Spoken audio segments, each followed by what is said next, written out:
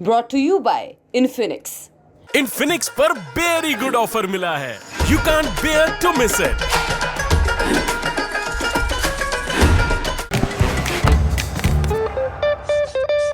Roger Federer tennis इतिहास के महानतम प्लेयर्स में से एक। रॉजर ने बीते गुरुवार 15 सितंबर को रिटायर होने की घोषणा की और इसके बाद से ही लोग उन्हें याद कर रहे हैं। किसी को रॉजर के खेलने का अंदाज याद आ रहा है तो कोई उनके सौम्य व्यक्तित्व की तारीफ कर रहा है। तो इसीलिए अपन ने सोचा कि आज के सिली पॉइंट में रॉजर पर बात की जाए। आगे बढ़ने से पहले क्लियर कर देता हूँ, भैया अपन ने टेनिस बहुत कम देखी है, इतनी कम देखी है कि जिक्र भी नहीं कर सकते, बहुत थोड़ी सी देखी है। लेकिन जो जाना है, जो समझा है, पढ़कर समझा है और तमाम सारे लोगों को बातें करते। तो चलिए अब शुरू करते हैं। अक्सर मैं सिली पॉइंट्स में स्टैट्स वगैरह पर बहुत जोर देता हूँ, लेकिन आज स्टैट्स की बात नहीं होगी क्योंकि रॉजर के स्टैट्स तो सबको गिने हुए हैं। इसीलिए आज सिली पॉइंट में रॉजर से जुड़े कुछ किस्सों की बात होगी जो कुछ लोगों को पता होंगे और कुछ को नहीं। तो चलिए अब शुरू कर ही देते हैं। रॉजर फेडरर ने साल 1998 में अपना एटीपी डेब्यू किया था, यानी वो साल जब सचिन तेंदुलकर अपने चरम पर थे। इस साल तेंदुलकर ने 2500 से ज़्यादा रन बनाए थे, इन रन्स में 12 शतक भी शामिल रहे।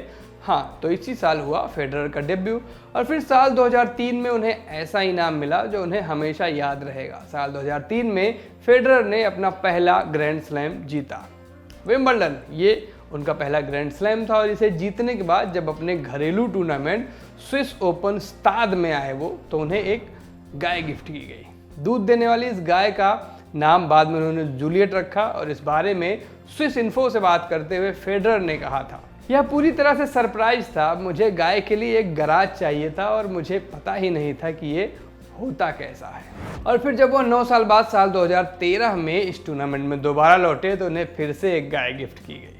अब एक मज़ेदार बात बताते हैं। सचिन की तरह फेडरर ने भी काफ़ी कम उम्र में पढ़ाई को टाटा बाय बाय ख़त्म बोल दिया था। रॉजर अपने गेम के साथ अपने सौम्य व्यवहार के लिए भी जाने जाते हैं और उनके इस व्यवहार का एक किस्सा वर्ल्ड फेमस है। बात साल 2017 की है।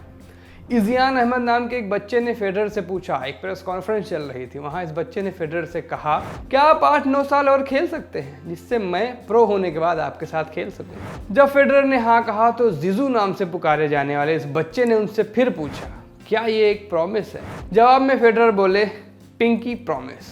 और फिर 5 साल बाद साल 2022 में अपने 41वें बर्थडे पर फेडरर ने अपना वादा पूरा किया। जीजू को स्विट्जरलैंड की राजधानी ज्यूरिख लाया गया जहां उन्हें वीआईपी ट्रीटमेंट मिला और फिर तमाम फैंस के बीच फेडरर ने उनके साथ मैच खेला। दुनिया की सबसे बड़ी पास्ता कंपनी बरिल्ला के साथ कोलैब में हुई इस एक्टिविटी के बाद एक इंटरव्यू में जीजू ने कहा था, रॉजर फेडरर ने कोर्ट के बाहर मुझसे काफ़ी देर तक बात की और मुझे बहुत सी कहानियां सुनाई और तमाम सारी टिप्स दी। यह उनकी तरफ से बहुत अच्छी बात थी। मुझे पहले से पता था कि वो सर्वकालिक महान खिलाड़ी हैं, लेकिन इस मीटिंग के बाद मुझे पता चला कि वो सर्वकालिक महान पर्सनैलिटी भी हैं। वह बहुत सौम्य और पॉजिटिव हैं।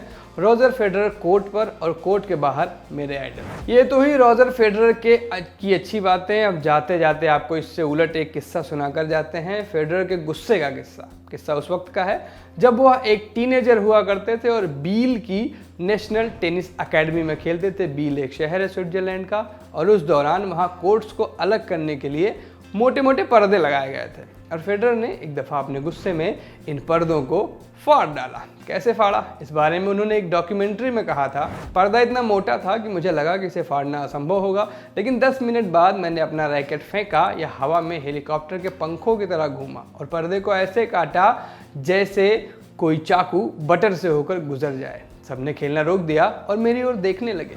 इस हरकत के बाद फेडरर को सजा भी मिली। उन्हें टॉयलेट और ऑफिसेज की सफाई का काम दिया गया। फेडरर ने ये काम किया और ये वो दौर था जब उनके परिवार को फेडरर पर शर्म आती थी। उनकी माताजी ने तो ये बात पब्लिकली बोली थी कि कभी कभी उन लोगों को अपने बेटे पर यानी फेडरर पर शर्म आती है। लेकिन फिर फेडरर ने ये दौर पीछे छोड़ा और एक ऐसे प्लेयर बने जिन पर आज पूरी दुनिया को गर्व है, जिनकी सौम्यता की हर कोई तारीफ करता है।